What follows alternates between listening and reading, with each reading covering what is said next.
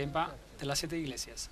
Y ya hemos visto que debemos leerlo en una forma histórica continua. Bienaventurado el que lee y los que oyen las palabras de esta profecía y guardan las cosas en ella escritas, porque el tiempo está cerca. Apocalipsis 1:3. El tiempo es, por cada periodo en la historia había un tiempo presente. El tiempo está cerca y, por supuesto, particularmente en nuestro tiempo. Estando yo en el Espíritu en el día del Señor, oí detrás de mí una gran voz como de trompeta. Y luego, mirados al gran Epanados, el paralelismo de Apocalipsis 1, que nos dice que Jesús es el centro de todo libro, de toda la Biblia. Él es el gran yo soy. Vimos como en el libro de Génesis el hombre perdió acceso al árbol de la vida. La muerte entró, él tenía que ganar su pan, perdió su dominio y se volvió desnudo y fue separado de Dios. Y vimos también en el primer capítulo cómo iba a llegar una restauración que vendría para otorgarle el acceso al árbol de la vida, victoria sobre la muerte, el maná escondido. Jesús es el que acabaría con esta hambre espiritual para siempre. El dominio se restauraría, las ropas blancas, y ya no iba a haber separación de Dios. Y entonces tuvimos una pequeña introducción a las 7 iglesias, donde en Apocalipsis capítulo 1, versículo 11, las 7 iglesias son nombradas: Éfeso, Esmirna, Pérgamo, Tiatira, Sardis, Filadelfia y Laodicea. Y yo les dije que cada una de estas iglesias tiene un significado bien particular. Y vamos a recorrer estos 7 periodos del tiempo, tal como son descritos en el libro de Apocalipsis, y presentados por Él, el que camina por entre los 7 candelabros de oro. Así que tenemos un periodo de tiempo en el ministerio de Cristo, cuando Él está adentro del templo, oficiando en el primer cuarto, el lugar santo. No estamos hablando de escatología, es decir, de los eventos que suceden justo al final del tiempo, sino que tenemos un recorrido seguido a través de la historia, porque Él está en medio de los 7 candelabros, uno como el Hijo del Hombre. Y ahora también vimos en el primer capítulo, brevemente, que las 7 iglesias representan la antigua ruta postal, empezando por Éfeso, y yendo a Esmirna, Pérgamo, Tiatira, Sardis, Filadelfia y Laodicea. No es sorprendente que esa sea la secuencia en la cual ocurren las iglesias y la manera en que la ruta postal estaba trazada. Y también es la secuencia en la cual son mencionadas. Dios es verdaderamente asombroso. Escribe pues las cosas que has visto, luego la aplicación del tiempo, las cosas que son y las cosas que han de ser después de estas, la aplicación al futuro.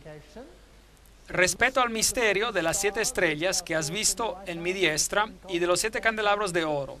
Las 7 estrellas son los ángeles, los mensajeros si usted prefiere, de las 7 iglesias, y los 7 candelabros que has visto son 7 iglesias. Entonces, la iglesia es el medio por el cual Cristo disemina, esparge la verdad. Entonces, vayamos a Turquía, Asia Menor, donde encontramos a estas iglesias. Esta es la ciudad de Estambul, y aquí encontrará algunas de las mezquitas más hermosas del mundo. Aquí encontrará los restos de la gran batalla entre religiones, el Imperio Otomano, un gran fuerte de los otomanos ahí, puentes sobre el estrecho del Bósforo, matrimonios, gente viviendo ahí hoy tal y como viven en otras partes del mundo. Todos que luchan con la vida, todos buscando a alguien a quien amar. Esta es una pareja joven que está comprometida para casarse. Ella está vestida de rosado ahí. Y ahí el carruaje sobre una de las 7 colinas de Estambul, Constantinopla. Esta es una de las ciudades de 7 colinas. Roma es la otra con 7 colinas. Es interesante que ambas fueron capitales del Imperio Romano. Y aquí está la gran mezquita azul en Estambul.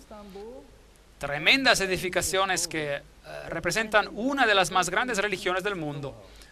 Y estaremos tratando con algunos de estos temas a medida que avancemos en el libro de Apocalipsis. Esta es Santa Sofía, un lugar muy interesante. Hoy es un museo, pero solía ser una iglesia cristiana en los tiempos bizantinos. Y cuando los musulmanes tomaron control durante el periodo bizantino, digamos el periodo post-bizantino, la convirtieron en una mezquita y hoy en día es un museo. Es interesante que en esta iglesia tienen relieves cristianos pintados sobre las paredes. Y cuando los musulmanes tomaron el control, pintaron las paredes de blanco. Tomaron pintura blanca y las pintaron por encima. Y así que desaparecieron del sitio. Y ahora, con el pasar del tiempo, la pintura blanca ha desvanecido. Así que cuando uno entra en la iglesia, uno ve los relieves cristianos y si mira atentamente los ven. Interesante, para mí es algo simbólico. Parece como si las grandes barreras entre las religiones están cayendo y se están mezclando las religiones en una sola. Tiempos interesantes que el mundo está enfrentando. Estos son los canales subterráneos donde uno puede ir de compras. Es bien oscuro allá abajo. Por supuesto, es un país muy interesante, uno de los países fenomenales para visitar. Excelentes instalaciones, comida riquísima. Tercer mundo y primer mundo en uno. La ciudad de Troya existió aquí y eso es lo que queda de esa ciudad. Y esto es lo que queda del pueblo de Troas. Aquí es donde Pablo predicó una noche y debió haber sido un predicador aburrido, que seguía por horas y horas, así como yo, porque el pobre Euticos, nos dice la Biblia, no lo pudo soportar más y se quedó dormido, como se quedan algunos dormidos cuando yo hablo, y se cayó Euticos de la ventana y se rompió el cuello. Y el milagro ocurrió cuando Pablo oró sobre él y él fue sanado. Ese es el lugar. Hoy es solo un pequeño puerto de mar donde pescadores salen en sus barquitos. Y aquí es donde tenemos el escenario de las 7 iglesias en esta área. Así que cada una de las 7 iglesias donde Cristo es representado están esparciendo su luz al mundo. Cada uno de estos nombres tiene un significado en particular y tienen un significado profético. Hay un cierto carácter descrito en cada una de estas iglesias que se aplica a ellas en ese tiempo y también tiene una aplicación en el futuro. Entonces las iglesias reciben un elogio, algo que están haciendo bien, y es interesante que hay una iglesia que no recibe ningún elogio, pero a eso llegaremos después. Luego hay un reproche, y los reproches son importantes porque nos dicen algo acerca de la época nuevamente. Si uno es reprochado e instado a arrepentirse, ¿el periodo de gracia ha terminado, sí o no? Claro que no. Porque si uno se arrepiente después del reproche, entonces el periodo de gracia no puede haber terminado. Y uno no puede tomar esta profecía y arrojarla al futuro después del tiempo de gracia. Eso violaría no solo la terminología del libro de Apocalipsis, sino también la estructura donde el texto está mencionado. Estos textos se encuentran según la estructura del quiasmo, en el brazo, la parte histórica. Cristo está ministrando en el lugar santo, no en el lugar santísimo, así que este es un periodo de su ministerio que no pertenece al tiempo de la fin, aunque la profecía avanza por toda la totalidad del tiempo cristiano, aún en ese tiempo. Entonces hay un reproche, después hay un consejo y hay una promesa. Esa es la estructura básica de todas las cartas a las iglesias. Ahora, el primero es el pueblo de Éfeso. Era un pueblo muy próspero. Hoy esas son las ruinas de Éfeso. Aquí está la gran calle de los Curetes. Aquí es donde Pablo ha caminado cuando él ministró en este lugar. Y el nombre Éfeso significa deseado. Así que es una condición deseable en la cual estar. Esta iglesia tenía algo a su favor. Y si es la primera de la época, porque recuerden que dije que se habla de lo que es, pero también de lo que ha de porvenir, es decir, la historia de la era presente de entonces siguiendo hasta el fin del tiempo. Porque así es como trabaja Dios. Él se preocupa por cada generación. Entonces, Éfeso debe de ser el primer periodo del cristianismo. Y si estudiamos los eventos, podemos poner un tiempo arbitrario, probablemente cerca del año 100 después de Cristo, hasta el año 100 después de Cristo, y podemos aprender algo sobre lo que es y sobre cómo era en cuanto apliquemos estas calidades a la iglesia en la historia también. Bueno, en Éfeso estaba la sede de Diana, y Diana era la madre de los dioses. Es aquí donde Pablo tuvo su gran discusión acerca de este tema, porque él dijo que Jesús es el único camino. Y entonces hubo un gran tumulto porque ellos dijeron, no, no, no, no, no. Él está menospreciando a Diana, a nuestra diosa, y querían hacer justicia con él. Así que ella era la madre de los dioses. Había un templo de Diana que fue construido en 480 antes de Cristo. Y es interesante que un concilio cristiano, el concilio de Éfeso, tomó lugar en este mismo pueblo, Éfeso, y allí el título Madre de Dios fue dado a María. Así que hay correlaciones interesantes con la sede de la Madre de los Dioses, y asimismo aquí en este pueblo se le dio un título a María. Así que ese es el contexto de esta iglesia.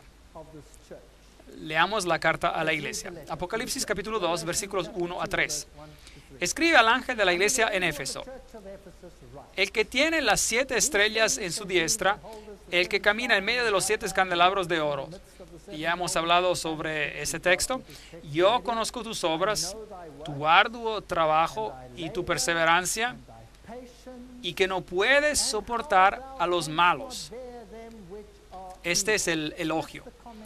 Así que Jesús les está diciendo, puedo ver lo que están haciendo, me alegra lo que están haciendo, y saben distinguir entre el bien y el mal. Y has probado a los que se dicen ser apóstoles. Sí, así que aún en ese tiempo había algunos que estaban tratando de engañar, ¿sí o no? Pero ellos los probaron, y fue ese el estándar por el cual distinguieron si estaban del lado bueno o del lado malo. ¿Cuál fue? Tiene que ser la palabra de Dios. Ese es el estándar.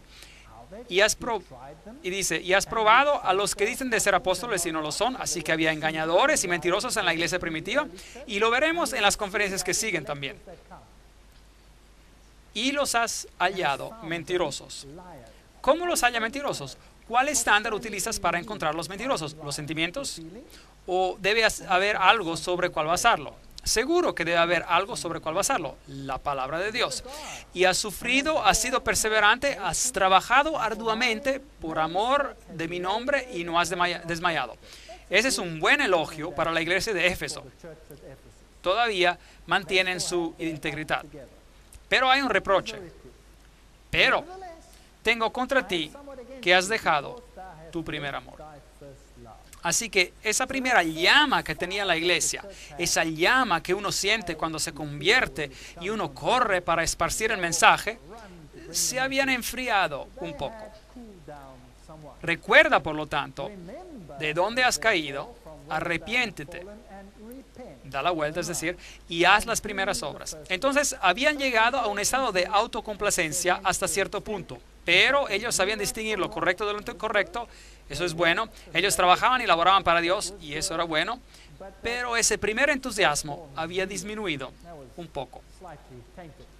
Pues, si no te arrepentieres, pronto vendré a ti y quitaré tu candelabro de su lugar. De modo que aquí había un periodo de tiempo en el cual, si una iglesia no vivía de acuerdo a la verdad que poseía entonces, ¿qué haría Dios?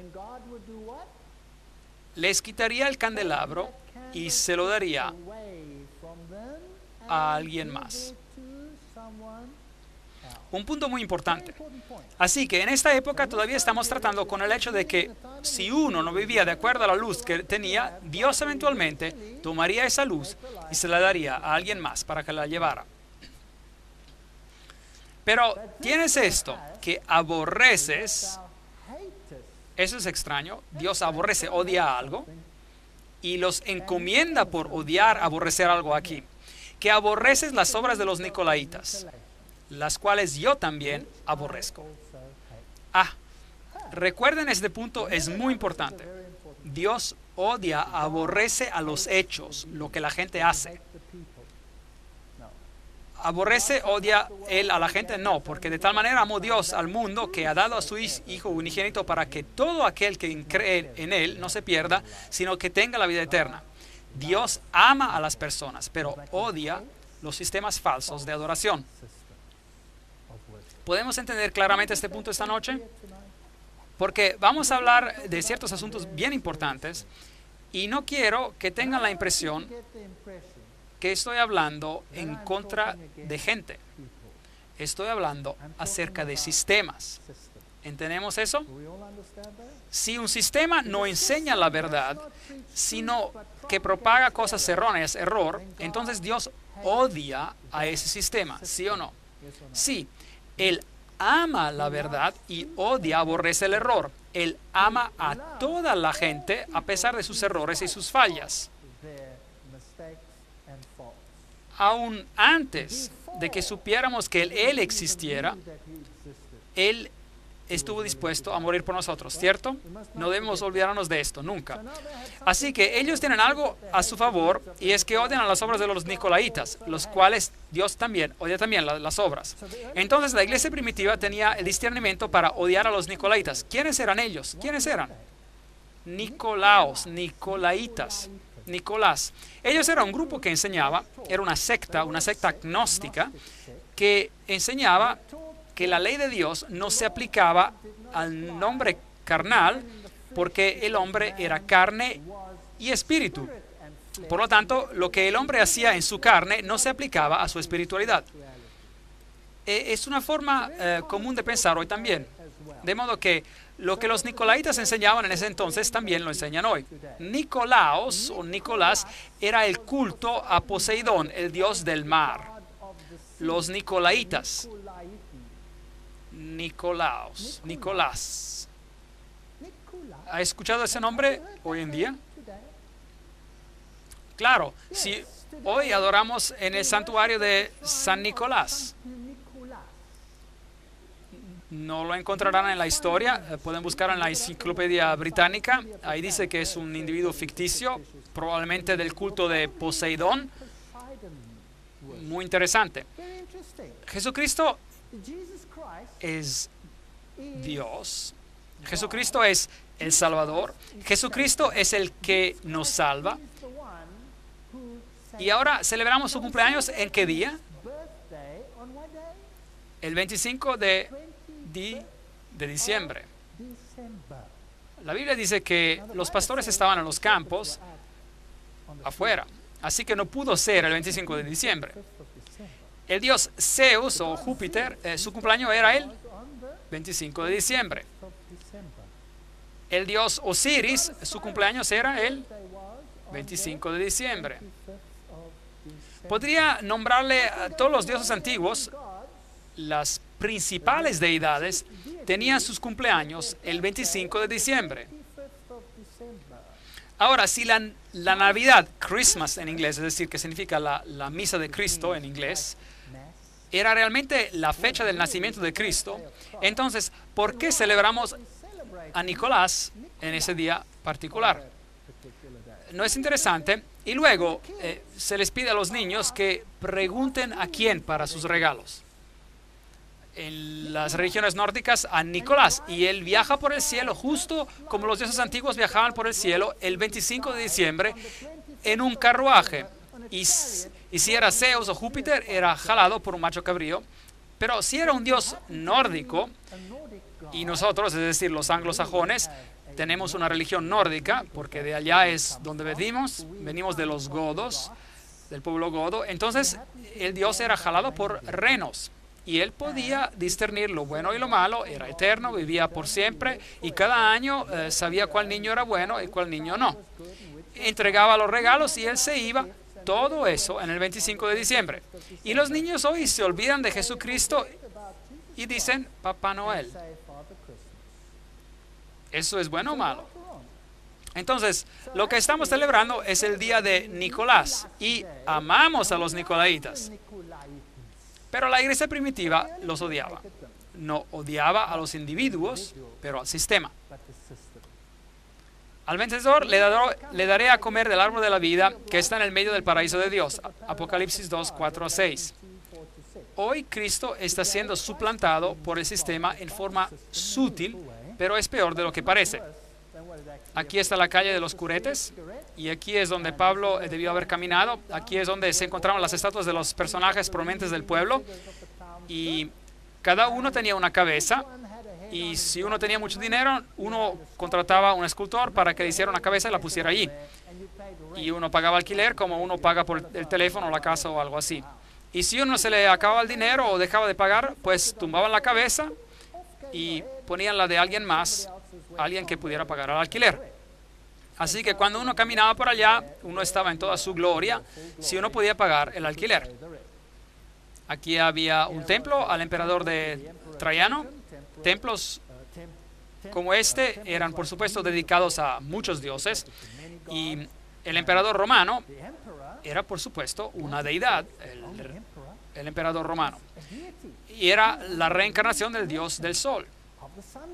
La alcaldía, tal como era, hermosa biblioteca en Éfeso, y el templo de Domiciano, otro culto a un emperador, otra sección del templo. Y entonces, por supuesto, que tenemos los personajes escolásticos de la antigüedad, y después la iglesia bizantina dejó su rastro aquí. Y si le gusta la plomería, la tubería eran buenas. Esos tubos duraron todo este tiempo. Ese era el baño público, y abajo había un río para que todo fuera transportado lejos inmediatamente. Nada ha cambiado. Nosotros también tenemos un río, solo jalamos una canalita para que fluya. Y uno se sentaba allí y podía hablar con el vecino acerca de todo lo que estaba pasando en su vida. Aquí estaban los baños escolásticos, la diosa Artemisa, que tenía muchos pechos para alimentar a las naciones. Y este era el anfiteatro donde tomó lugar todo el tumulto cuando el platero, que era responsable de hacer todas las estatuas de Diana, se enfadó muchísimo cuando Pablo predicó un dios diferente. Y la historia dice que Pablo se escapó de aquí, de Éfeso. Así que esta era la iglesia primitiva, digna de elogio. Se aferró al camino, tenía discernimiento entre el bien y el mal, no permitía infiltración del paganismo dentro de la iglesia. Ellos discernían entre lo incorrecto y lo correcto. Jesús era el centro de su religión. Estaban un poquito satisfechos consigo mismos, pero aparte de eso estaban bastante bien. El primer tiempo de la historia cristiana tenía esas mismas características. Éfeso era un puerto, y hoy ya no hay puerto. De hecho, el mar está a muchos kilómetros de distancia. Ha sido llenado de cieno. Aproximadamente en el año 800 después de Cristo dejó de ser un puerto Éfeso. Este hecho es interesante en términos de tiempo y de secuencias de evolución.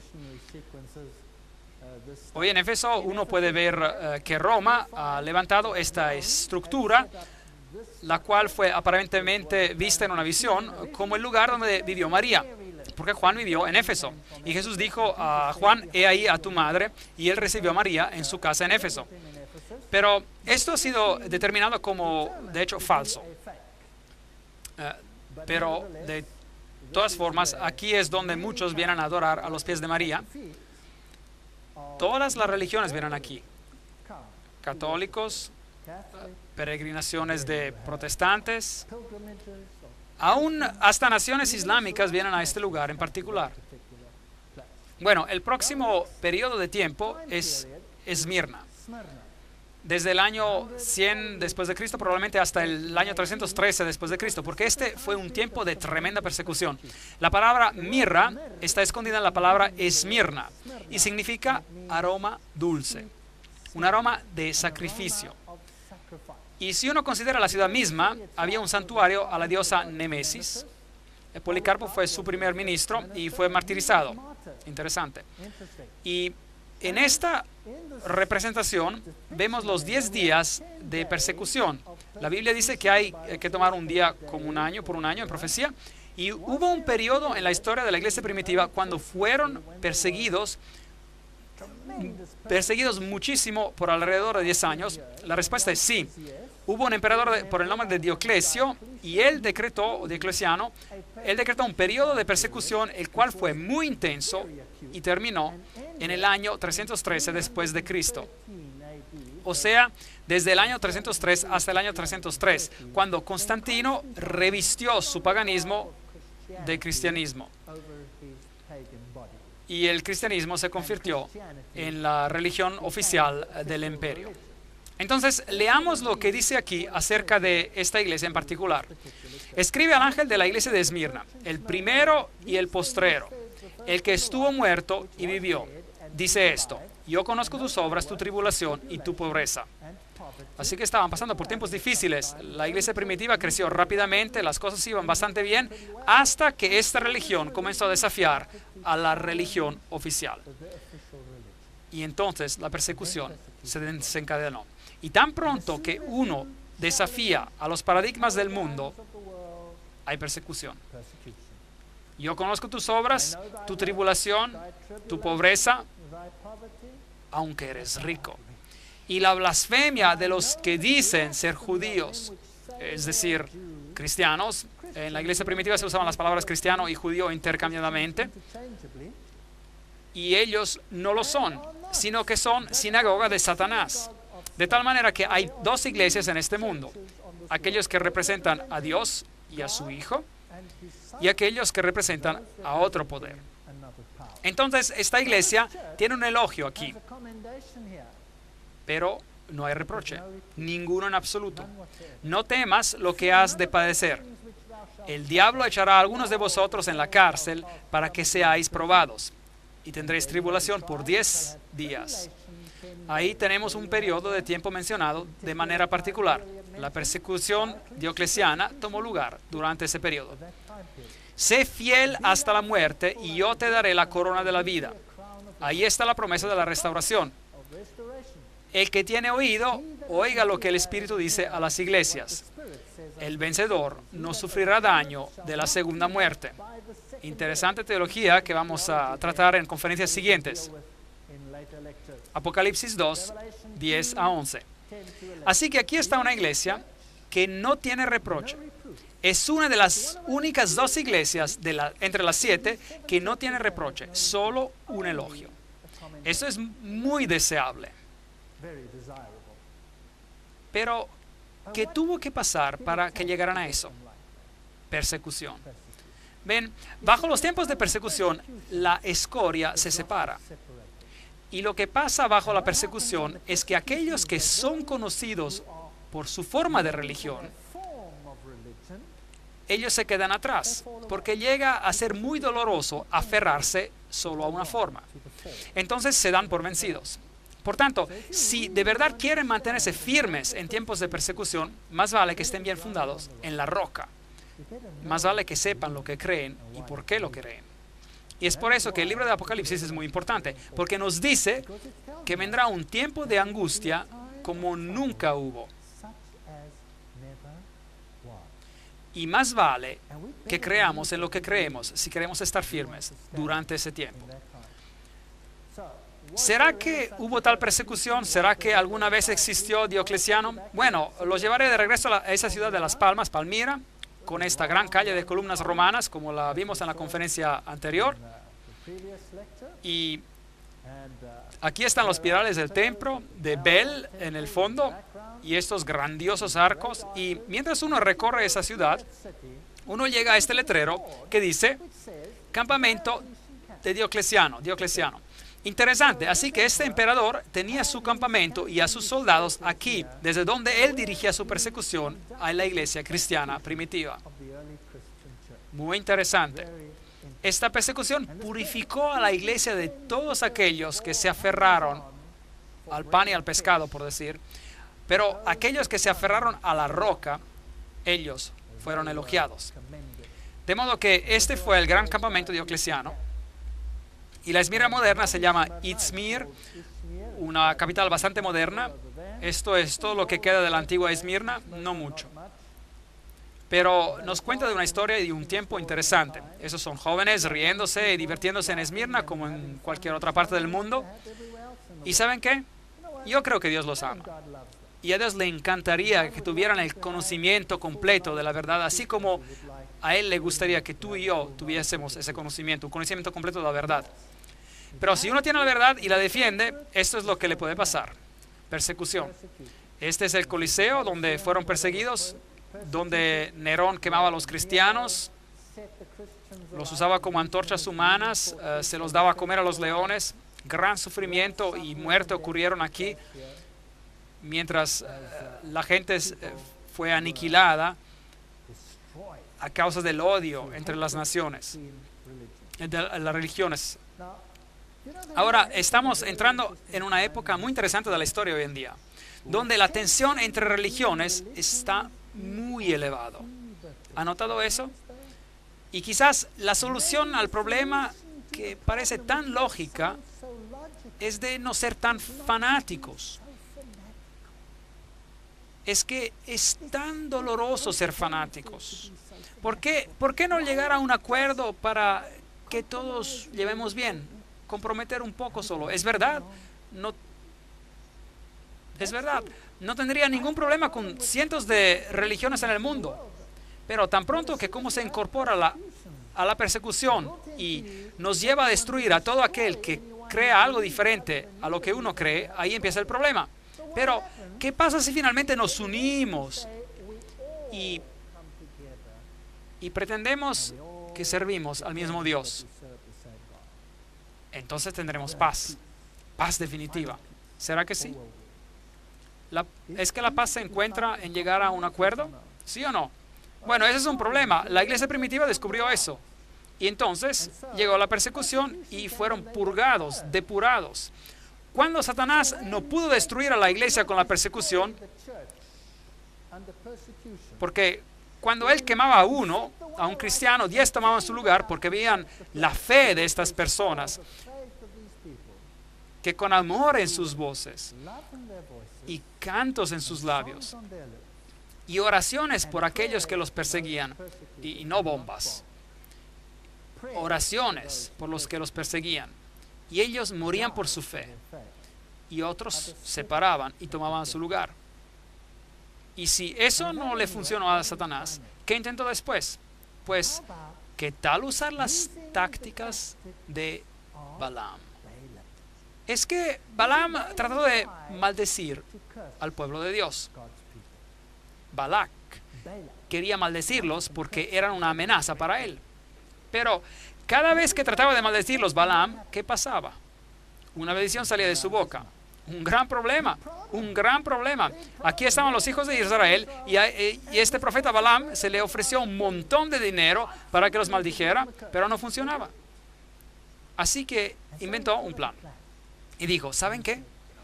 Si conseguimos de que pequen contra Dios, entonces la protección de Dios será levantada y ahí sí que los tenemos en nuestras manos. Entonces vamos a tratar de hacerlos pecar. Y ya sé qué haremos. Realizaremos un festival y tendremos una fiesta. Una tremenda fiesta con música estupenda y adoraremos a otro Dios. Y las hermosas mujeres se pueden poner sus minifaldas solo por esa noche y mostrar un poco las piernas. Y eso es lo que hicieron. ¿Y qué hicieron los israelitas? Bueno, pues habían estado marchando por el desierto y sus lenguas estaban resecas y miraron esto y dijeron, increíble, y se dieron. ¿Y qué pasó? Una terrible plaga sobrevino sobre Israel. Veamos si ellos se dieron, comprometieron. Pérgamo significa elevación, elevar. ¿Elevar qué? Elevar el yo sobre lo divino. Hemos escuchado hoy en día acerca del yo cuando prendemos la televisión. No escuchamos que tenemos que encontrar nuestra fuerza ¿dónde? Adentro. Y que uno tiene que cambiarse desde adentro. Y que uno tiene que hacer todo esto por sí mismo. Que esa es la nueva forma de salvación. Pérgamo, elevar los caminos del hombre por encima de los caminos de Dios. Y eso es idolatría. De manera que en la capital de la provincia romana de Asia había un templo a Zeus, a Júpiter, también a Esculapio, el dios serpiente, una serpiente que instruía a los hombres, la serpiente medicinal enrollada en un poste. ¿Será que usamos ese símbolo hoy? Sí, el mundo de la medicina lo utiliza. El procónsul de Pérgamo tenía una espada de doble filo. Y es interesante que esta ciudad era el bastión del clero, del sacerdocio babilonio. Es que cuando Babilonia fue conquistada por Medo-Persia, ellos tomaron control de la religión babilónica, pero los sacerdotes se rebelaron contra Medo-Persia. Y entonces el clero fue expulsado de Babilonia y se establecieron aquí, en esa ciudad. Así que aquí estaba el clero babilonio oficial con sus raíces antiguas. Interesante. Tomaron la piedra de paladio, las vestiduras, que de hecho eran las vestiduras de Dagón. Tenían un manto de pez y tenían una mitra relacionada al pez con forma de boca abierta en sus cabezas. Muy interesante, porque ellos representaban a Dagón, el dios de los peces. Y de hecho, él era llamado Pontifex Maximus, el puente entre el cielo y la tierra. De manera que uno era salvo por la mediación del hombre, la mediación de la iglesia, en vez de la mediación de Cristo. Así que ellos eran el puente entre el cielo y la tierra, junto con las llaves y la mitra. Entonces, el sacerdote tenía las llaves, dos llaves, la llave para el cielo y la llave para el infierno. Interesante. Y ellos eran llamados los reyes pontífices de Pérgamo. Y el último fue Átalo, el tercero, antes de que esta región se convirtiera al cristianismo. Así que Átalo III, cuando se dio cuenta de que Roma los iba a conquistar a la fuerza, se dio su título al emperador romano. Por lo tanto, que cuando uno va a Roma hoy, ustedes pueden ver detrás de los emperadores romanos las letras PM, Pontifex Maximus, el constructor de puentes. Y los emperadores romanos, como vimos antes, eran dioses. Así que uno podía orar a ellos. Eran los que abrían las puertas del cielo para el hombre. Ahora bien, es interesante que esas mismas letras, PM, no solo se encuentran detrás de los nombres de los emperadores romanos, sino también detrás de los nombres de ¿quiénes? De los papas. Se encuentran las letras PM, Pontifex Maximus. Entonces este título se le atribuyó a través de la historia a los emperadores romanos y finalmente a los pontífices de Roma, quienes, por cierto, también tienen las dos llaves, a las cuales se refieren como las llaves de ¿quién? De Pedro. Y ellos también tienen las mismas vestiduras con la mitra, que representa a Dagón. ¿Y cómo fue que todo eso llegó a la iglesia cristiana? Ahora bien, en el año 378 después de Cristo, el emperador Cristiano Graciano rechazó el título. Por lo tanto, que aquí estaban los emperadores romanos y de repente uno dijo, yo no quiero ese título. Entonces se quedó sin dueño el título hasta que fue agarrado por Damasco, obispo de Roma. Y así es como el título llegó a ser parte integral del pontificado romano. Entonces, hoy todavía existe ese título. Pero, ¿qué fue lo que pasó aquí en Pérgamo? Bueno, aquí fue donde se llegó al compromiso, a la mezcla. En Pérgamo tenemos este gran altar de Pérgamo, el cual era, por supuesto, un altar a los dioses, para todos los dioses del panteón. Una tremenda batalla está representada aquí entre las fuerzas del mal y del bien. Y Apocalipsis 2, 12 a 14 nos dice, escribe al ángel de la iglesia de Pérgamo, el que tiene la espada aguda de dos filos. Y esa es la palabra de Dios. Jesús está escribiendo acerca de la palabra de Dios. Y aquí vemos a otro que también tiene una espada. Pero él es un mediador terrenal. Yo conozco tus obras y dónde habitas. Recuerden que él, Jesús, le está hablando a sus miembros, a su iglesia. ¿Y ellos están viviendo dónde?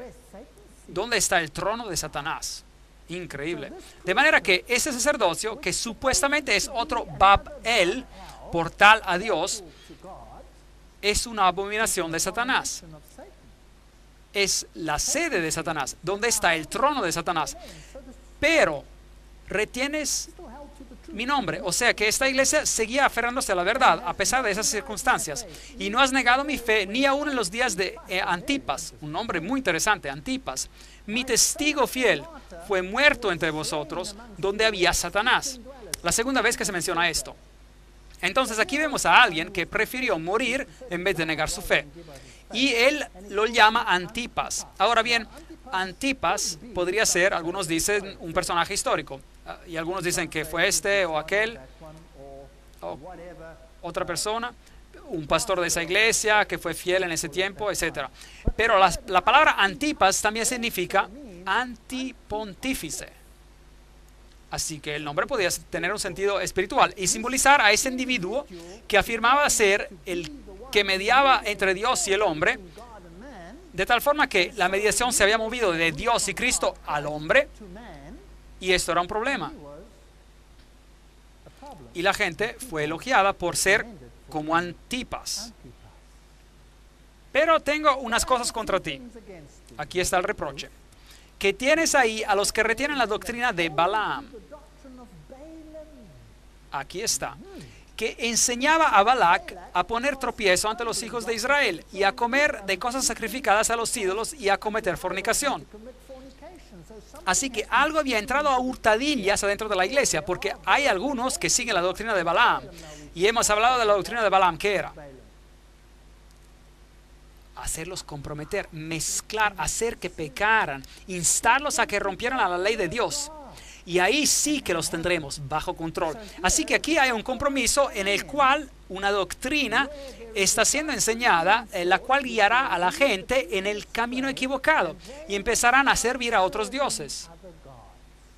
Y eso es justamente lo que va a pasar a la iglesia cristiana. Dios advierte aquí, tengan cuidado. Y miren, compromiso. Las concesiones ocurrieron a causa de Constantino. Constantino dijo, casemos a las iglesias. No tengamos esta constante batalla entre el cristianismo y el paganismo. Casémoslas. Así que emitió un medallón en el cual de un lado él sirve a Jesucristo y en el otro tiene a sus deidades paganas. Pero él tenía un problema. Constantino, el emperador, tenía un problema. ¿Y saben cuál era? La palabra de Dios.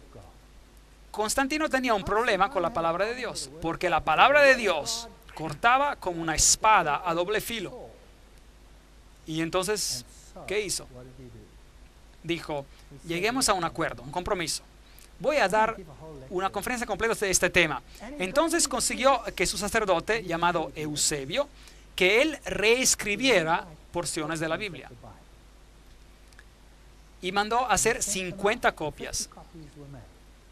Y fueron escritas de tal forma que Jesucristo fuera menos de lo que es, para que pudiese haber un matrimonio entre las religiones. Y Zoroastro, por ejemplo, pudiera aparecer igual junto a Jesucristo, y Zeus Júpiter pudiera estar igual junto con Jesucristo, y Apolo pudiera aparecer igual junto a Jesucristo, y todo estaría de maravilla.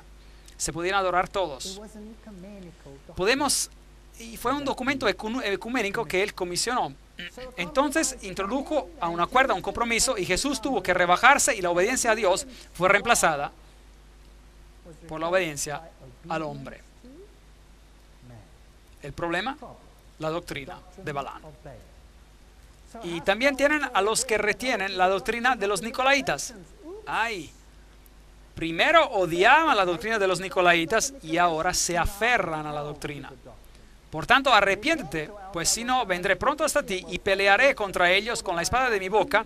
El que tiene oído, oiga lo que el Espíritu dice a las iglesias. Al vencedor le daré de comer del maná escondido y le daré una piedrecita blanca y en la piedrecita un nombre nuevo escrito, el cual nadie conoce sino el que lo recibe. Las concesiones, el compromiso, es el mal más grande de todos porque es tan engañoso, tan engañoso. Aquí, esta gran ciudad, estas son las personas que viven ahí hoy. El mercado todavía es del tercer mundo, el muro rojo, el muro de afuera, el templo de Dionisio, el templo de Traiano, el templo de Zeus, Júpiter. Hay un pozo del emperador Guillermo hizo, porque sacó todo y se lo llevó, Escolástica y Esculapio, que eran las formas de adoración que se utilizaban en Pérgamo. Concesiones, compromiso. Me gustaría aconsejar hoy que los compromisos entre el error y la verdad sean rechazados y que Jesús y su verdad sean hechos eternos en el corazón. Amén. En la última sección llegamos hasta Pérgamo, una de las 7 iglesias, y vimos cómo el compromiso, las concesiones habían entrado en la iglesia, y que ahora había gente que creía en la doctrina de los nicolaitas, mientras que antes la habían rechazado totalmente. Aquí vemos un gran anfiteatro de esa ciudad y un pozo. Y el próximo periodo del tiempo de la historia es el más triste en la historia de la iglesia. Porque una vez que uno ha aceptado el compromiso, el hacer concesiones, esto crece como un cáncer dentro de la iglesia y llega a ser una oscuridad total. Así que el próximo periodo mencionado es Tiatira, del año 538 después de Cristo hasta probablemente el año 1517 después de Cristo. Y este nombre tiene mucho significado. Significa dulce sabor de la labor, significa sacrificio de arrepentimiento. Y algunos dicen que significa también las enseñanzas de Satanás. Entonces, después de que empezaron las concesiones del compromiso, y claramente vemos que el método de Balaam que se utilizó, los nicolaitas ya eran aceptables, y mientras que la iglesia primitiva rechazaba esta enseñanza, aquí tenemos un periodo de oscuridad, empezando aproximadamente en el año 538 después de Cristo. El decreto Justiniano fue emitido para designar el obispo de Roma como el corrector de los herejes, de tal forma que la palabra ya no era el parámetro que decidía lo que era bueno y lo que era malo, sino que un ser humano había tomado el papel de decidir lo que uno debería creer. Y eso es un problema, ¿no creen? Si Dios nos creó como agentes libres e individualmente tenemos que comparecer ante Dios algún día y tener que dar un informe de lo que hemos hecho y de lo que hemos creído, podemos entonces decir, oh, pero Él decidió por mí. ¿Podemos decir esto, sí o no? No. ¿Qué pasó cuando Adán y Eva pecaron? ¿Qué fue lo primero que hicieron? Le echaron la culpa a alguien, ¿verdad? Sí. Cuando Dios le dijo a Adán, ¿qué has hecho? ¿Qué dijo Adán?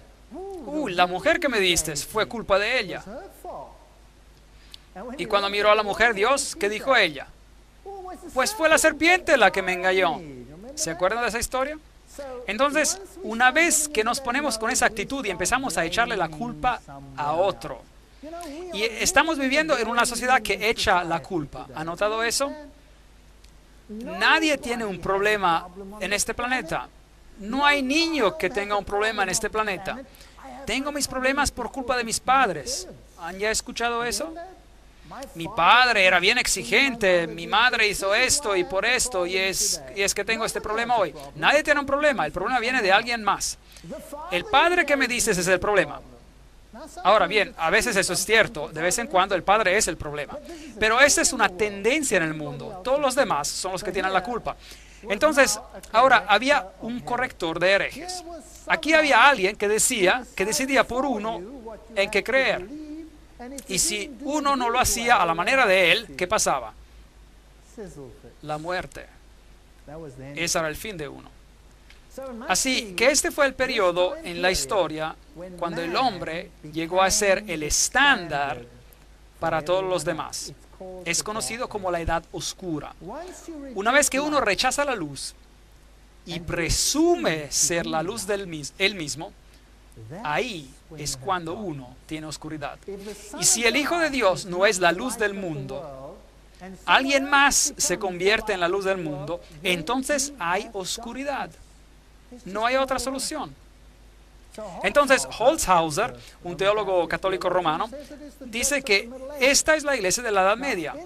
En esta ciudad había el templo de Apolo, el dios del sol, y había un altar a una diosa mujer.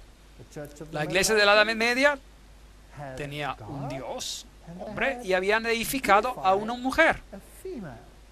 Llegaremos a eso más adelante en nuestras conferencias. Había una industria textil en esta ciudad donde hacían tinturas de púrpura y carmesí hechas de una raíz conocida como la raíz de rubia. Ahora bien, los colores púrpura y carmesí también son los colores de la iglesia de la Edad Media. Muy interesante. Y los colores tienen un significado especial. Púrpura es el color de la realeza y el carmesí es el color del sacrificio. Así que ellos asumieron la posición de realeza y sacrificio que no se deben asignarse a nadie más que a Jesucristo. Se han establecido como la norma, son los que perdonan los pecados. Son los que dicen, venid a mí todos los que estáis trabajados y cargados y yo os haré descansar. Venid a mí, confesadme vuestros pecados y yo os daré absolución. Mientras tanto, Jesús dice, yo soy el camino, la verdad y la vida. Confiesen sus pecados a Dios. Por lo tanto, aquí hay un problema ingresando. Luego, en esta historia, a medida de que se desarrolla en esta ciudad, está la historia de Jezabel. Ahora bien, si uno escudriña el Antiguo Testamento, Jezabel fue una princesa de Fenicia que se casó con Ahab, quien fue el rey de Israel, y llevó a todo el pueblo de Israel a la adoración del sol. Pueden leer el relato en 1 de Reyes 18:4 y en 2 de Reyes 9:22. Jezabel llevó al pueblo a la adoración de Baal. Y en ese tiempo había sacerdotes de Baal y había sacerdotes de Ashtoreth. Ashtoreth era la deidad femenina que era adorada. Entonces había una deidad masculina y una deidad femenina. Eso es interesante. Y uno le podía orar a cualquiera de las dos. Y había sacerdotes de una deidad y de la otra. Ahora bien, la iglesia en la Edad Media hizo exactamente lo mismo. Encontramos un clero entero dedicado a María. Y también un clero dedicado a una deidad masculina. Es interesante. Yo conozco tus obras, tu amor, tu fe, tu servicio. Recuerden de que la carta fue escrita a la iglesia de Dios viviendo en esas circunstancias y a veces bebiendo también de esa fuente doctrinal, y eso es lo triste. Y tu perseverancia y que tus obras postreras son superiores a las primeras. Así que aquí tenemos una orientación acerca de las obras. No me malinterpreten, no hay nada malo con las obras, porque la fe sin obras está muerta. Pero si las obras toman el lugar de la fe,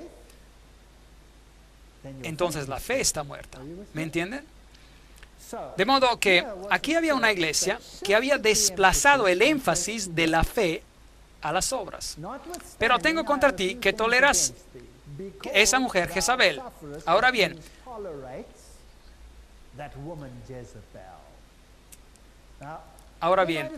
pudo haber existido una Jezabel literal allí. Dicen que sí, la había durante ese tiempo. Era una mujer que controlaba la industria textil, que hacía la ropa teñida de púrpura y carmesí. Pero es obvio que la Biblia usa algo literal que posiblemente existía en ese entonces y lo aplica al futuro y aplica a esta gran apostasía que sucedió cuando Ahab, que era el rey de Israel, se casó con Jezabel. En otras palabras, entró en una relación con el paganismo. ¿Queda claro? Y aquí está este rey que se casa con el paganismo. Así que la iglesia de Dios acepta el paganismo y lo entremezcla con su mismísima esencia. Entonces, soportan a esta mujer, toleran a Jezabel, la cual se dice profetiza. Cabe aclarar que profetizar significa predicar, pero también significa recibir visiones y uno tiene que sacar del contexto a cuál de los dos significados se refiere. Obviamente aquí se refieren a la predicación, para enseñar y seducir a mis siervos a fornicar, para ser infieles a Dios y servir a otros dioses, y para comer cosas sacrificadas a los ídolos. Increíble. Esto es bien específico, idolatría. Y comer y beber pasa a ser parte de la idolatría. Vale aclarar que Dios siempre le advirtió a su pueblo de que no comiera lo que se sacrificaba a los ídolos. Y aquí se menciona una forma de idolatría específica. Es interesante que las deidades paganas, Baco por ejemplo, o Zeus Júpiter, o a Osiris, se les rendía culto con galletitas redondas, panes que simbolizaban a sus cuerpos, cuerpos literales. ¿Fue durante esta época que eso entró en el sistema de la iglesia? Claro que sí. Yo le he dado tiempo para que se arrepienta. Dios le dio tiempo, mucho tiempo, para arrepentirse. Pero la historia triste es que no se arrepintió. Pero no quieres arrepentirte de su fornicación. Por tanto, yo la arrojo en la cama, en la gran tribulación, a los que adulteran con ella, si no se arrepienten de las obras de ella. Pero no se arrepentirán. Así que ese sistema no cambiará, seguirá siendo así. Entonces Dios tendrá que tomar esa luz y dársela a alguien más, porque ese sistema no se va a arrepentir. Es un sistema problemático. A sus hijos heriré de muerte. Entonces, fuera de este sistema saldrán hijos, los cuales serán tan apóstatas como ella fue. Y todas las iglesias sabrán que yo soy el que escudriña la mente y el corazón. Os daré a cada uno según vuestras obras. Por lo tanto, si tu criterio, ¿ya? Por lo tanto, si tu criterio son las obras, Dios te juzgará de acuerdo a tus obras. Si lleva a la gente a la idolatría, Dios juzgará conforme a eso. Pero a los demás que están en Tiatira, es decir, el resto, a cuántos no tienen esa doctrina, o sea, que no todos siguieron ese camino, llegó una gran división en la iglesia y no han conocido lo que ellos llaman las profundidades de Satanás. Esa terminología es interesante. Conocer las profundidades de Satanás significa que uno debe haberse iniciado en los secretos del ocultismo. ¿No es así? Hay gente hoy que sostiene conocer las profundidades del ocultismo. Y tendremos que descubrir dónde están localizadas estas profundidades del ocultismo hoy en día. Y lo vamos a hacer en las conferencias que nos quedan, sin ninguna duda. Pero aquí están localizadas ¿en qué iglesia? La iglesia de la Edad Media. Ella conoce las profundidades de Satanás. Increíble, eso da miedo. Vamos a tener que examinar este asunto. Yo os digo, no os impongo otra carga. Así que hay gente que se resiste a comprometerse de esta forma, que rechazan esta enseñanza interna, este misterio, este ocultismo. Pero lo que tenéis, reténlo hasta que yo venga. Esa es la primera referencia a la venida de Cristo.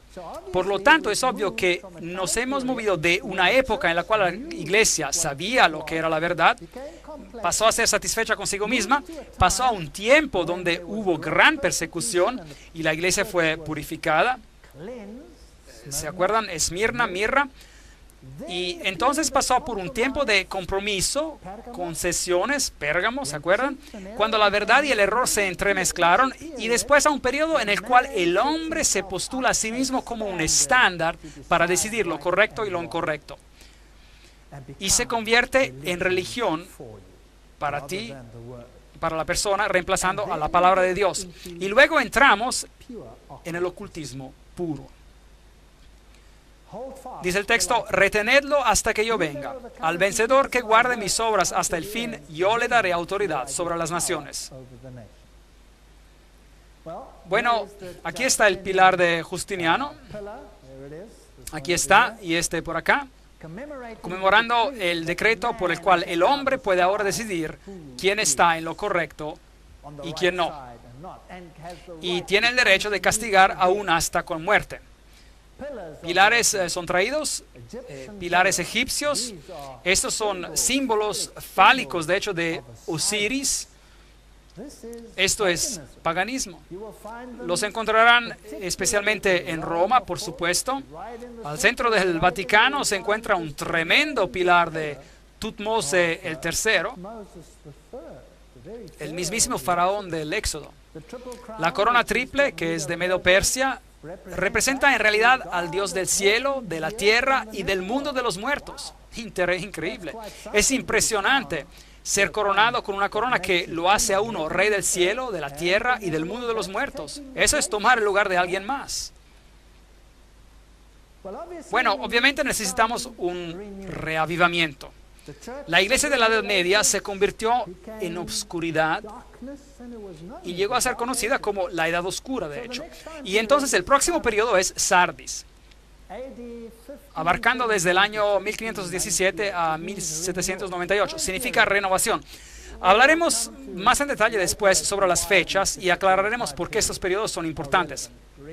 Renovamiento de lo que queda. Literalmente, Sardis significa reforma. ¿No es increíble que Dios los ponga en este orden? La ciudad era impenetrable, pero fue tomada 2 veces sin resistencia. Una vez por Ciro, rey de Medo-Persia, y Antíoco, rey griego, Antíoco el Grande. Leamos acerca de este periodo de reforma. Apocalipsis 3, versículo 1. Escribe al ángel de la iglesia de Sardis, el que tiene los 7 espíritus de Dios y las 7 estrellas. Los maestros, es decir, las estrellas son los maestros en sus manos. Yo conozco tus obras, que tienes nombres de que vives y estás muerto.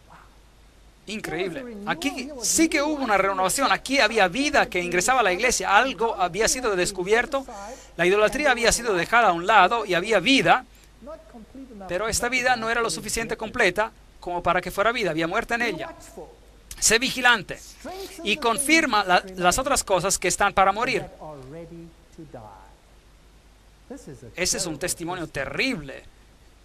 Estaba por venir la vida y habían cosas que tenían que ser restauradas, que eran muerte, que tendrían que ser restauradas a la vida, pero están listas para morir. Doctrinas enseñadas, porque no he hallado tus obras bien acabadas, completas delante de Dios. Entonces, es obvio que la reforma, aunque le dio un nuevo aliento a la doctrina de Cristo, no produjo obras perfectas. No estaba completa. Algo hacía falta. Es muy interesante que en el Concilio de Trento, se discutió un asunto importantísimo, muy importante, y estaremos explorándolo más a fondo más adelante en las conferencias. El asunto crucial fue sola Scriptura, la Biblia y solo la Biblia como el estándar. Roma dijo no, Biblia y tradición. Y la tradición es el contexto en el cual la palabra debe de ser evaluada o interpretada. De tal manera que la tradición, el hombre, es decir, suplanta y controla los asuntos de la Biblia. Esa era la posición de Roma. Y el hombre era el que determinaba cómo debería ser leída la palabra de Dios. Así que la iglesia decide lo que es bueno y lo que es malo para uno, no la palabra de Dios. La Reforma dijo, no, es solo por sola Escritura, sola gracia, salvos por gracia y por la gracia solamente, salvos por Jesucristo. Y la palabra de Dios es el estándar por el cual vivimos. Ese fue el asunto. ¿Quién ganó en el Consejo de Trento? Buena pregunta. Roma ganó. La Reforma perdió en el Consejo de Trento. Triste. Después se lo mostraré en otra conferencia. La Reforma perdió. Vino una ruptura, sí, pero la Reforma perdió. Tuvieron la mejor oportunidad en la historia del mundo para completar la obra y ganar, pero perdieron. ¿Por qué? Porque Roma pudo comprobar que sus tradiciones sobrepasaban la palabra de Dios. La Reforma no estaba haciendo lo que predicaba. La Reforma dijo, sola Escritura, la palabra de Dios y solo la palabra. Y entonces la iglesia preguntó, ¿guardan todas las enseñanzas? ¿Por qué siguen a Roma en unas cosas e ignoran la Biblia sobre esos asuntos? ¿Por qué la dejaron a un lado? Un cardenal se levantó y dio un discurso, regresaré a eso en la próxima conferencia, y dijo, ¿por qué aceptan nuestras tradiciones sobre la palabra? Están transgrediendo sus propios preceptos. no saben lo que dicen. Son solo una rebelión. Y la Reforma perdió en este punto. No fue perfecta delante de Dios. Historia triste. Acuérdate pues de lo que has recibido y oído. Guárdalo y arrepiéntete. Pues si no velas, vendré sobre ti como un ladrón y no sabrás a qué hora vendré sobre ti. Esa también es una triste historia. Si uno rechaza la luz, tarde o temprano no podrá discernir en qué tiempo vive. Y la venida de Cristo será una sorpresa total. Pero tienes unas pocas personas en Sardis que no han manchado sus vestiduras. Entonces, no todo estaba mal con la Reforma. La Reforma fue una herramienta poderosa, solo que no terminó el trabajo. No llegó al blanco. El trabajo no se completó ante Dios. Y andará conmigo en vestiduras blancas. Me pregunto quiénes son. ¿Podrán ser Juan Hus? ¿Podrán ser Tyndale? ¿Podrán ser Wycliffe? ¿Podrán ser Martín Lutero? ¿Podrán ser todos estos grandes reformadores? Son dignos porque se mantuvieron firmes en lo que consideraban ser verdad. El vencedor será vestido de vestiduras blancas y no borraré su nombre del libro de la vida y confesaré su nombre delante de mi Padre y delante de sus ángeles. A propósito, ese es un texto interesante. Ahí no dice, escribiré su nombre en el libro de la vida. Dice, no borraré su nombre del libro de la vida. Increíble. ¿Qué nos dice eso acerca de Dios? ¿A cuántos quiere salvar a Dios? A todos. ¿Sabían que todos los que han nacido desde el principio han sido escritos en el libro de la Biblia, de la vida? Es la decisión de cada uno de nosotros si el nombre permanece allí o no. Triste historia. De cualquier forma, esta es Sardis, tal como se veía. Eso es todo lo que queda para ellos. Esta es una mujer musulmana que nos acompañó en ese tour. Una historia maravillosa. Ella aceptó el cristianismo y tuvo que huir por su vida como consecuencia. Cambiando de tema, aquí está una iglesia bizantina cubierta. Ahora hay una granja allí. Esta es una vieja sinagoga que ha sido abierta y limpiada. Aquí es probablemente donde Pablo enseñó. Y quizás Pablo estuvo en esta sinagoga en Sardis. Si vemos ejemplos de la historia, esta es la ciudad de Praga. Hoy es bastante industrial, pero la ciudad antigua es bellísima, muy bella. Una de las ciudades antiguas mejor preservadas en Europa, pero muy, muy impresionante. Aquí es donde Juan Hus predicaba, y hay una estatua en su memoria enfrente de estos edificios viejos. Y aquí es una canción que ellos cantaban. Ahora, no puedo leer la lengua checa, pero de todos modos, esta canción era en contra del rey de Babilonia. Y él predicaba, este husita, que este rey de Babilonia estaba tomando el lugar de Jesucristo. Y Hus fue declarado un hereje y sentenciado a la muerte en la estaca. Pero tienes unas pocas personas en Sardis que no han manchado sus vestiduras y andarán conmigo en vestiduras blancas, pues son dignas. Aquí está el viejo puente sobre el río en Praga, y aquí colgaban los cuerpos de los husitas, los que seguían a Hus y que rechazaban las enseñanzas de Roma y escogían las enseñanzas de la Biblia. Así que si los descubrían, los cortaban a pedazos y los colgaban ahí para que todos los vieran. De tal forma que se podía ver un cadáver allí, un brazo, una pierna colgando, para recordarle a la gente que no valía la pena ir en contra de la iglesia en la Edad Media. Mientras se cruza este puente hoy, se pueden encontrar los santos ahí, de regreso en su lugar. Aquí hay una mujer poniendo su mano en esta imagen. Y uno puede ver cómo esta imagen de bronce está brillante debido a toda la gente que pone sus manos ahí. porque creen que si ponen sus manos ahí recibirán una bendición especial. Ese es un santo católico que aparentemente murió aquí al ser colgado sobre el puente. En efecto, dicen que lo subieron posiblemente del puente. Y así que si uno pone la mano ahí, recibe una bendición especial. Así que uno puede recibir bendiciones a través de las acciones del hombre. Es contra esa idea que peleaban los husitas, la elevación del hombre sobre Cristo. Los símbolos de la adoración del sol, los signos del zodíaco. Aquí está una enclave jesuita en las letras H-I-S, Horus, Iris y Set, la Trinidad egipcia. Las iglesias están siendo modificadas. Aquí está un balneario donde se pueden comprar alimentos saludables. Aquí está Martín Lutero.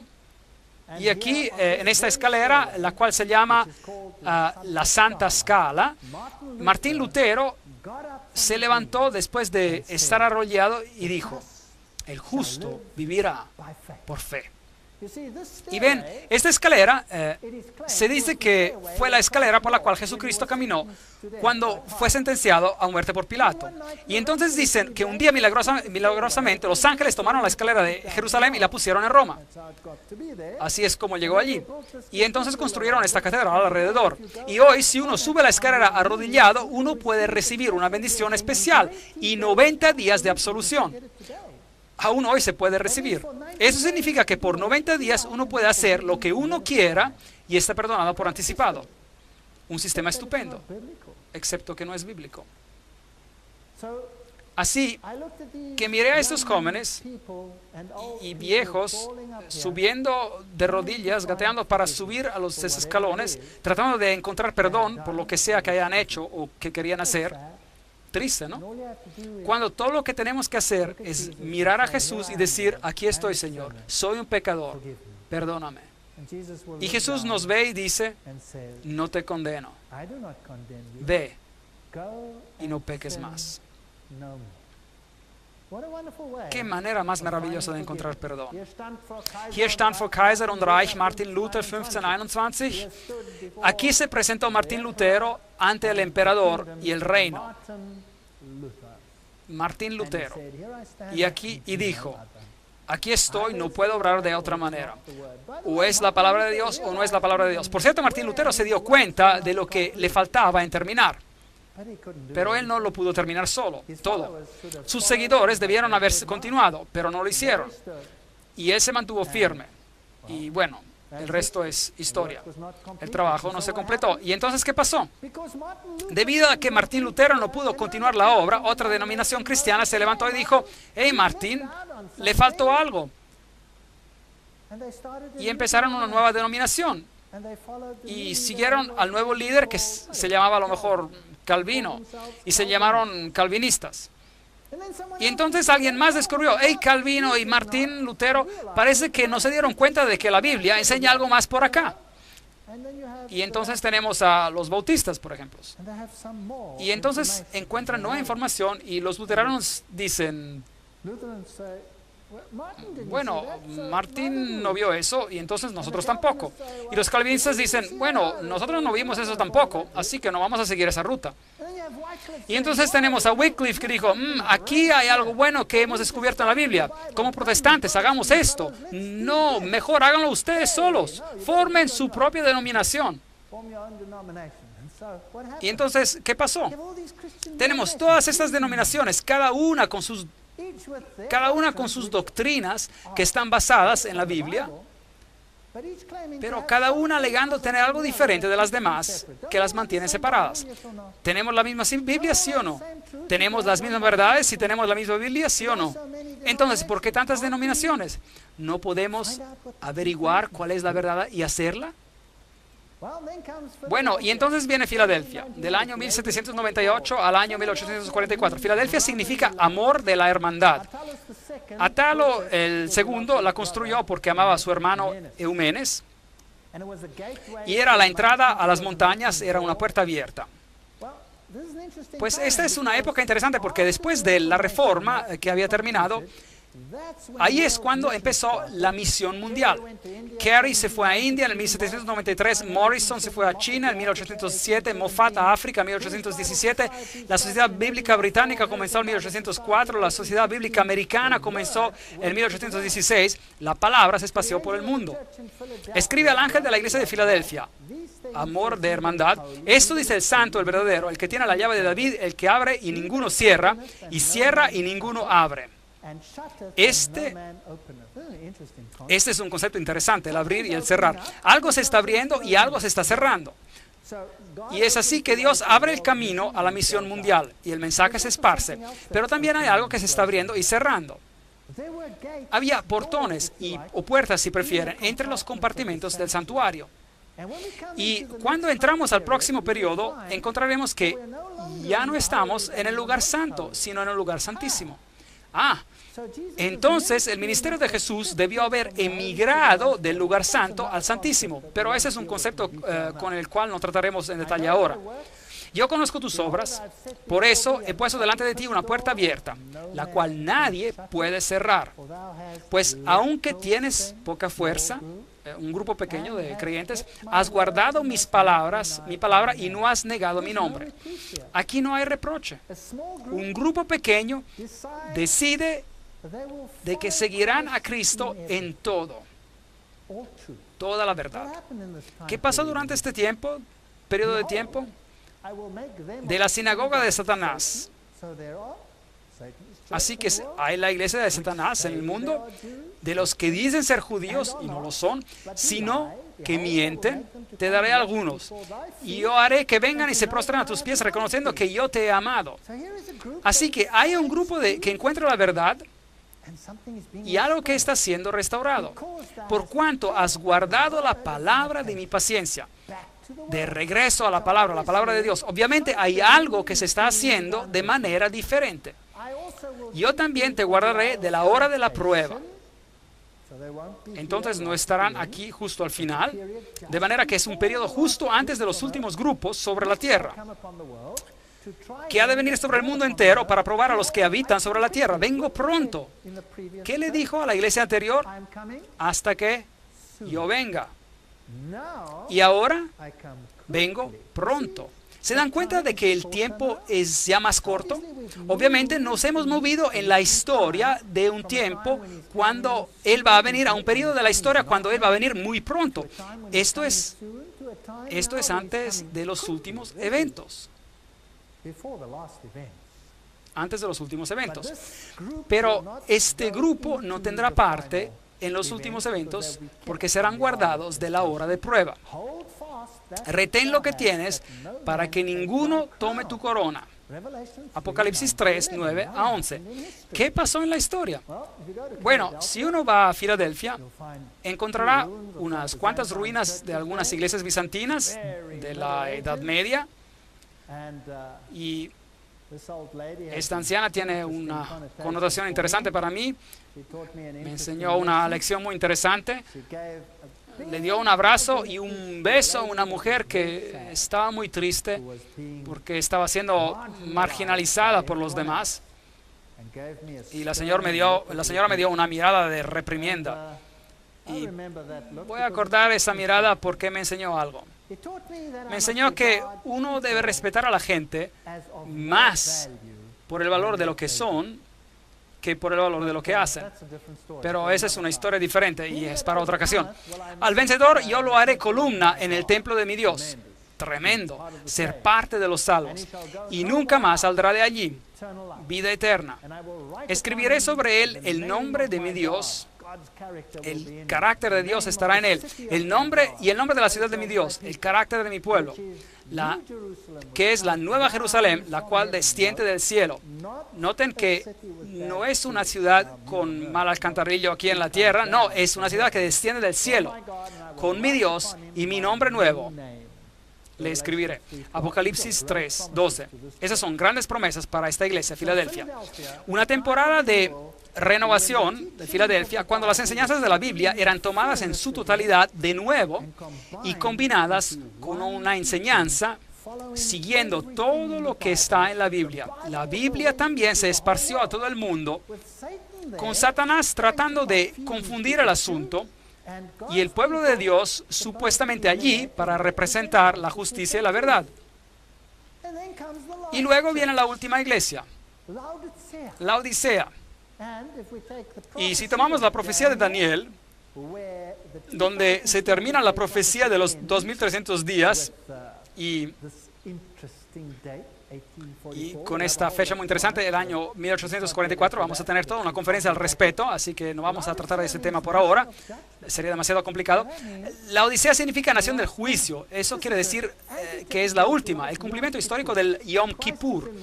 Cristo está en el lugar santísimo ahora, porque ya no estamos hablando de candelabros, ni de panes, ni altares de incienso, estamos hablando del Arca del Pacto.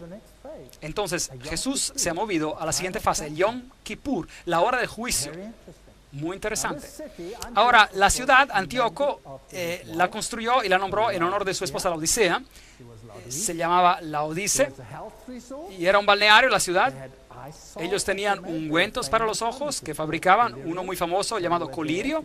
Podríamos decir que se servían para brindar visión espiritual. Era una ciudad muy adinerada, fue destruida en el año 60 después de Cristo por un terremoto.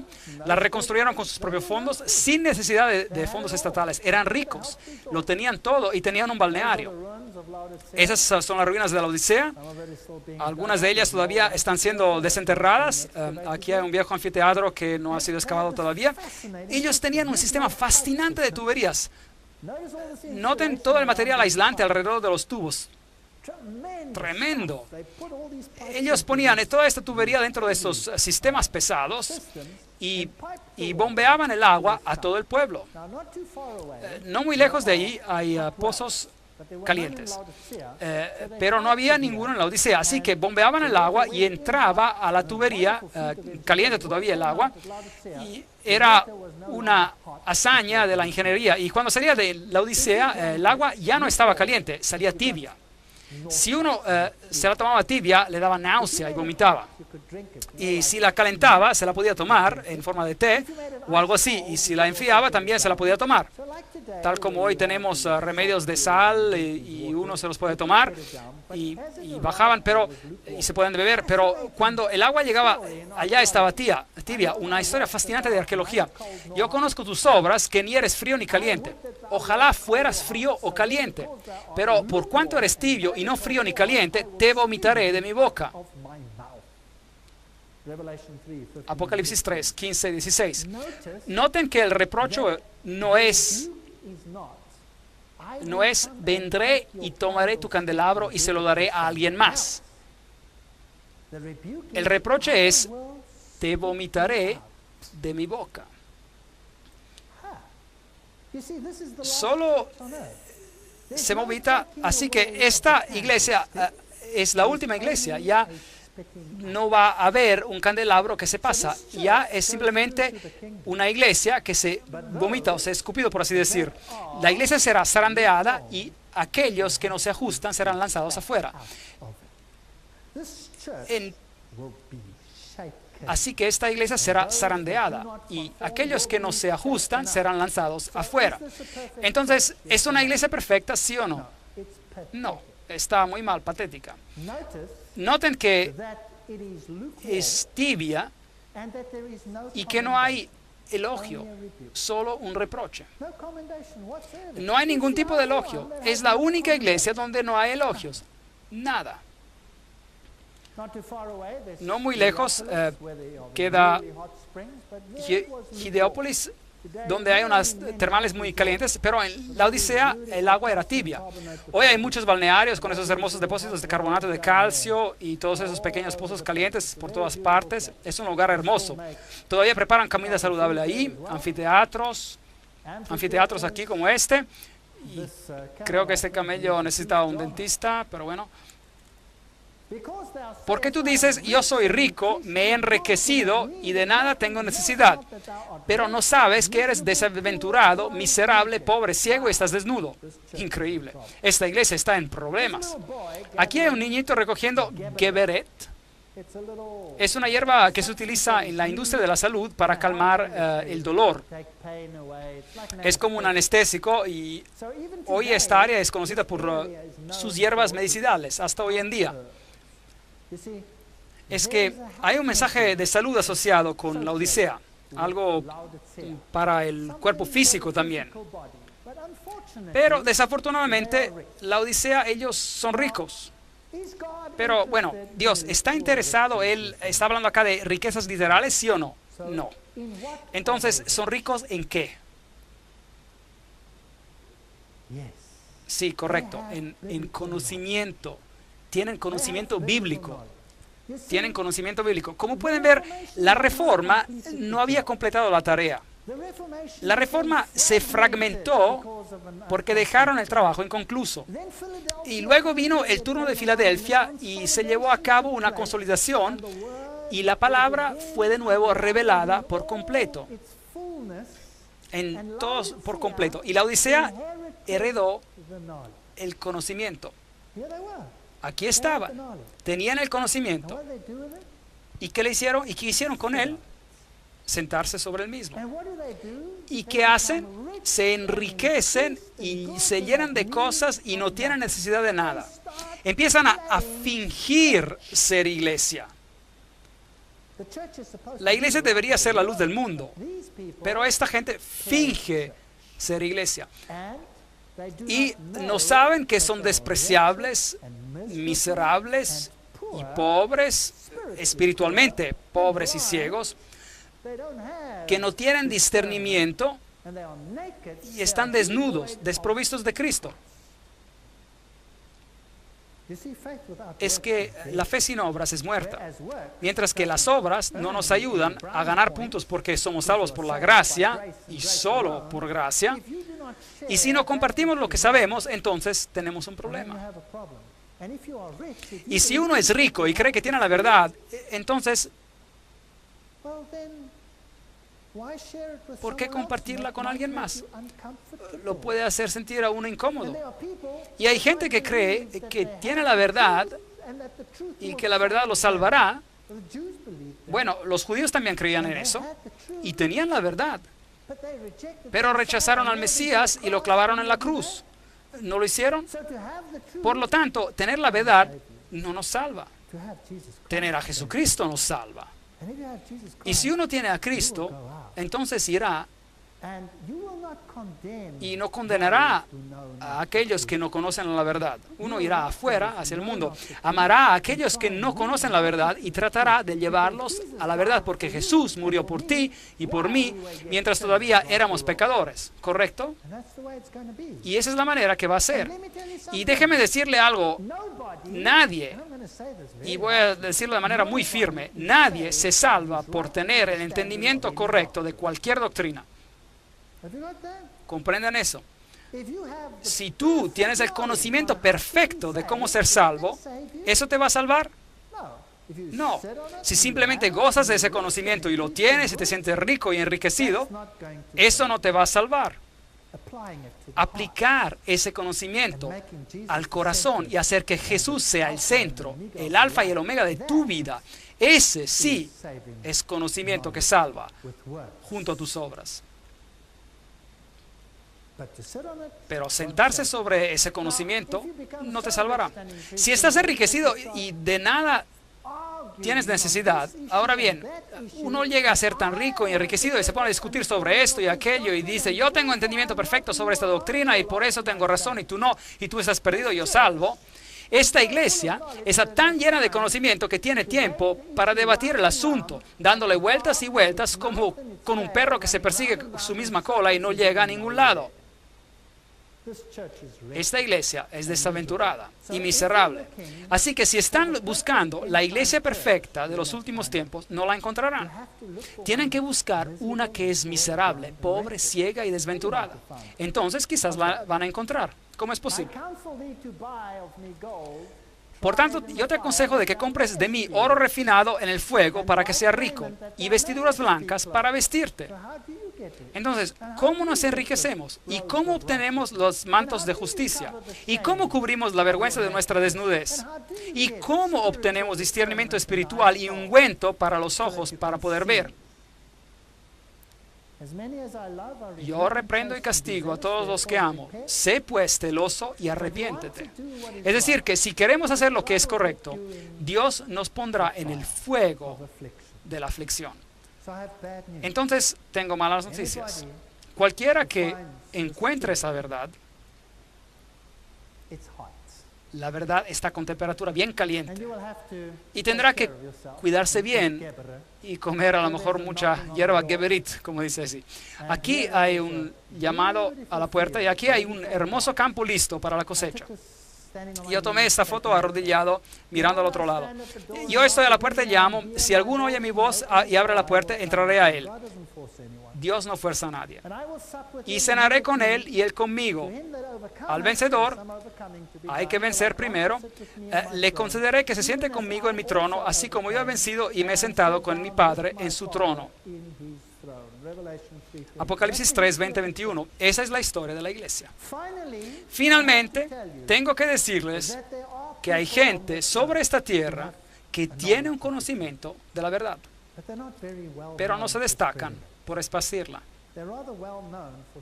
Más se les conoce por sentarse sobre la verdad y discutir entre sí sobre las particularidades de cada asunto específico y sobre la exactitud, la perfección o falta de perfección de este asunto o aquello. Pero esto no es el verdadero asunto. Jesús es el asunto. La verdad es importante, pero solo si es aplicada al corazón. Y es mi oración que todos comprendamos y obtengamos el conocimiento de la verdad. Pero más que eso, que evitemos ser símbolos que retiñen y que encontremos a Jesús y lo apliquemos a nuestro corazón.